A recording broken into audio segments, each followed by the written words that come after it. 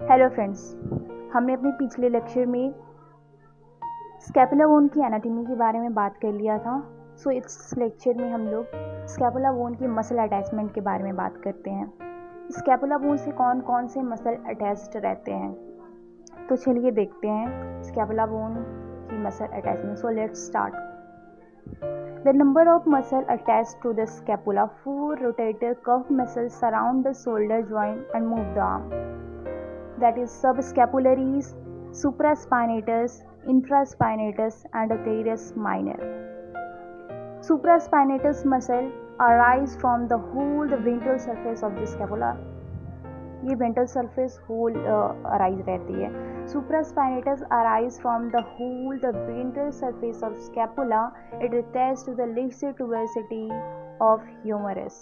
Humerus की लिफ्टिविटी से अटैच रहती है। अब आते हैं सुप्रास्पाइनेटस। ये स्पाइन के ऊपर मसल जुड़ी रहती है। सुप्रास्पाइनेटस डॉर्सल सरफेस पर। Supraspinatus arises from the supraspinatus fossa. It attaches to the upper part of the greater tuberosity of humerus. ये humerus की greater tuberosity से attached रहती है। Infraspinatus arise from infraspinous fossa. Infraspinatus muscle infraspinous fossa में attached रहती है। It attaches to the posterior part of the greater tuberosity of humerus. Posterior part है greater tuberosity humerus से उससे attached रहती है। Supraspinatus fossa. The teres minor जो muscle है रोटेटर कफ का, वो अराइज करता upper part of the lateral border of the scapula. Teres minor arises from the upper part of lateral border scapula. It attach to the inferior part of the greater tuberosity to the proximal humerus. अभी तक हमने 4 rotator cuff muscle के बारे में पढ़ा था। Scapula के supraspinatus, infraspinatus, subscapularis and the teres minor. आगे की मसल अटैचमेंट देखते हैं। Serratus anterior muscle. Serratus anterior arises a whole to the interior spectrum of the medial border. Figure में शो हो रहा है, आप देख सकते हो। ये इंटीरियर में ये मसल अटैच रहती है। वेंट्रल सरफेस भी बोलते हैं इंटीरियर को।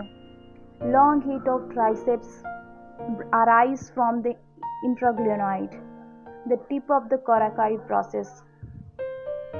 Coracoid process से आपका cracobranchialis and sort of head of biceps muscle joint रहती है। आप फिगर के थ्रू आप देख सकते हो जो सर्किल किया हुआ है।